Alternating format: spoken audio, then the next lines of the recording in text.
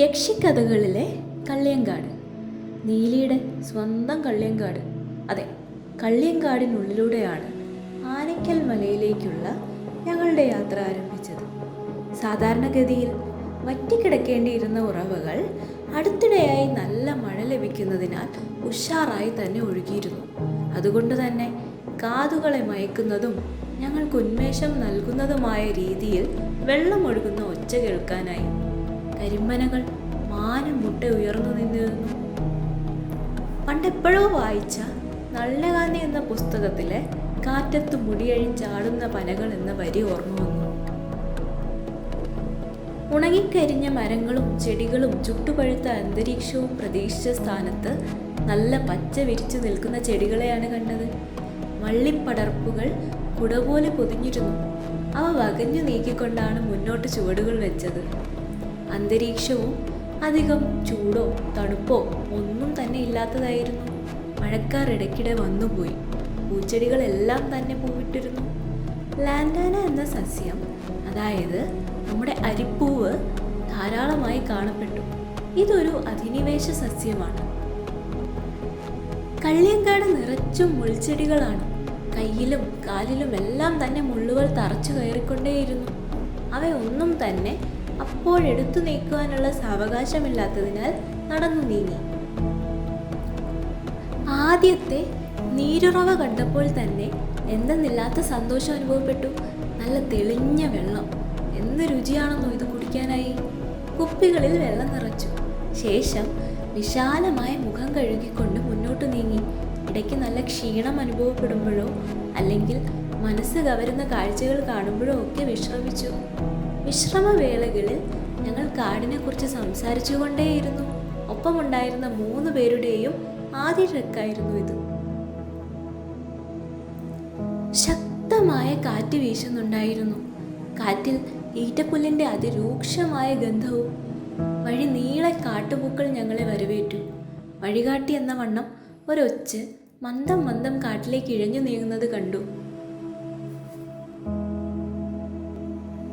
കയ്യിൽ നിന്നും ചോര പൊടിച്ചു തുടങ്ങിയിരുന്നു. നല്ല നീറ്റലും ചൊറിച്ചിലും അനുഭവപ്പെടാൻ തുടങ്ങി. പാത കഠിനമായി തുടങ്ങിയിരിക്കുന്നു. ഇനി അങ്ങോട്ട് കയറ്റമാണ്. ഒപ്പം കാഴ്ചയെ മറയ്ക്കുന്ന രീതിയിലെ പുൽമേടുകളും. പുല്ല് വകഞ്ഞു നീക്കിക്കൊണ്ടുള്ള യാത്ര കഠിനമാണ്. കാരണം ഇഴജന്തുക്കൾ ഉണ്ടാകാം. മാത്രമല്ല നല്ല ആഴമേറിയ കുഴികളും അപകട സാധ്യത കൂട്ടുന്നു. പുല്ല് കാരണം കുഴികൾ നമ്മുടെ കണ്ണുകളിൽ പെടുകയില്ല. സത്യം പറഞ്ഞാൽ ഞാൻ യാത്രകളിലൊന്നും തന്നെ ഇഴജന്തുക്കളെ ഭയന്നുകൊണ്ട് നടന്നു നീങ്ങാറില്ല. പക്ഷേ അവർക്കൊരു ശല്യമാകാതിരിക്കാൻ ശ്രദ്ധിക്കാറുണ്ട്. എൻ്റെ ഒപ്പമുള്ളവരും അങ്ങനെ തന്നെയാണ്. വഴിയിൽ ആരോ മറുകുകൾ ഇടയ്ക്കിടെ ഉണ്ടായിരുന്നു. പണ്ടെപ്പോഴോ ആരോ രേഖപ്പെടുത്തിയതാണ്. പലതും മാഞ്ഞു തുടങ്ങിയിരിക്കുന്നു. വഴി തെറ്റിയാൽ നിശ്ചയമായും കാട്ടിൽ അകപ്പെട്ടു പോയത് തന്നെ. ഫോണിന് റേഞ്ചും ഇല്ലാത്തതിനാൽ രക്ഷപ്പെടൽ ഒരു ചോദ്യമാകും. എബി മുന്നോട്ട് പോയി വഴി കണ്ടെത്തിയ ശേഷം ഉറക്കെ വിളിച്ചുകൊണ്ടേയിരുന്നു. നടപ്പ് വേഗത്തിലാക്കെന്നും മഴയ്ക്ക് മുന്നേ നമുക്ക് തിരിച്ചിറങ്ങേണ്ടതാണെന്നുമൊക്കെ ഓർമ്മിപ്പിച്ചുകൊണ്ടേയിരുന്നു. അതെ, മഴയ്ക്ക് മുന്നേ മുകളിലെത്തണം. തിരിച്ചിറങ്ങുകയും വേണം. കാരണം മേലേക്ക് കയറും തോറും നിറയെ പാറകളാണ്. മഴവെള്ളം വീണാൽ അള്ളിപ്പിടിച്ച് കയറുക എന്നത് നല്ല ബുദ്ധിമുട്ടാകും. ചിലപ്പോൾ അസാധ്യം തന്നെ ആയേക്കാം. അല്ലെങ്കിൽ തന്നെ ഉറവ ഒഴുകുന്നതിൻ്റെ വഴുക്കൽ കൂടുതൽ ഭാഗത്തായുമുണ്ട്. കാല് വഴുതി കൊക്കയിലേക്ക് വീണേക്കാം. രണ്ടാമത്തെ കാരണം, മേലെ നിൽക്കുമ്പോൾ മഴ പെയ്താൽ, അതും ഇടിമിന്നലോടുകൂടെ ആണെങ്കിൽ, ഇടിമിന്നൽ ഏൽക്കുവാനുള്ള സാധ്യത അവിടെ കൂടുതലാണ്. ഞങ്ങൾ വേഗത കൂട്ടി. ഉൾക്കാട്ടിലെത്തിയപ്പോൾ എവിടെ നിന്നോ ഒരു കൂട്ടം ആൾക്കാരുടെ ഒച്ച കേട്ടു. മുകളിൽ ഒരു ഭാഗത്തായുള്ള ഗുഹാക്ഷേത്രത്തിലേക്ക് പ്രാർത്ഥനയ്ക്കായി എത്തുന്നവരാണിവർ.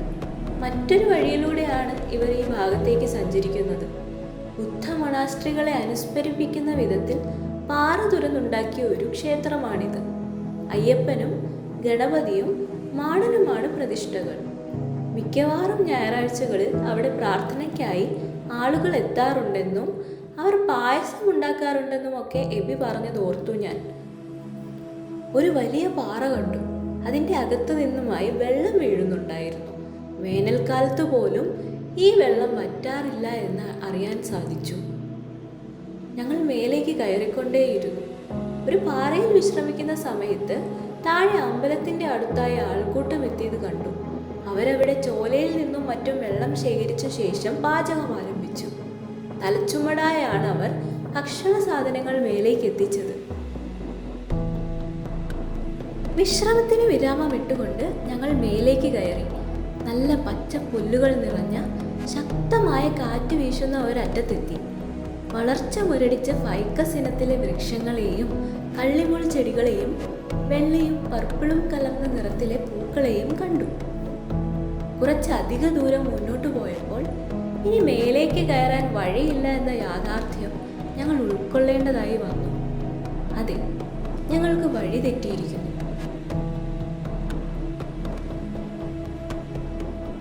ഞങ്ങളെ ഒരിടത്ത് ഇരുത്തിയ ശേഷം എബി വഴി കണ്ടെത്താനായി പോയി. പിന്നീട് കൈ കാട്ടി വിളിച്ച് സിഗ്നൽ നൽകി. ഞങ്ങൾ വേഗം ആ ഭാഗത്തേക്ക് നടന്നു നീങ്ങി. ഉറവുകളും ചോലകളും ഒക്കെ ഉള്ളതിനാൽ കയ്യിൽ കരുതിയ വെള്ളം തീർന്നു പോയാലും കുഴപ്പമില്ല എന്നത് ആശ്വാസമേകി. ഞങ്ങൾ മേലേക്ക് ശ്രദ്ധയോടെ കയറുവാൻ തുടങ്ങി. പാറയിൽ അള്ളിപ്പിടിച്ചു കയറുമ്പോൾ കൈകളും കാലുകളും ഒരുപോലെ ഉപയോഗിക്കേണ്ടത് അത്യാവശ്യമാണ്.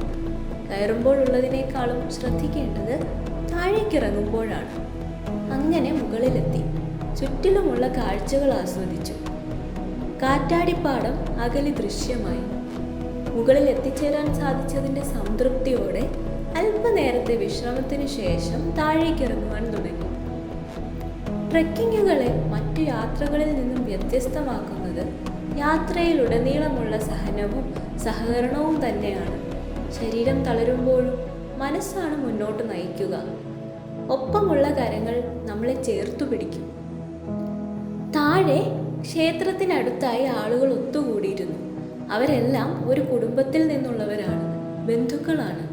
ഞങ്ങളും അവരോടൊപ്പം വിശേഷം പറഞ്ഞും കേട്ടും കൂടി. അവർ പാട്ടുപാടി നൃത്തം ചെയ്തു, ഒപ്പം ഞങ്ങളും. അവർ ഞങ്ങൾക്ക് വളരെ സ്നേഹത്തോടെ ഭക്ഷണം വിളമ്പി. അത് കഴിച്ച വയറും മനസ്സും നിറഞ്ഞ ഞങ്ങൾ താഴേക്ക് നടക്കുവാൻ തുടങ്ങി. ഇരുട്ടാകുവാൻ ഇനി ഏതാനും മണിക്കൂറുകൾ മാത്രം.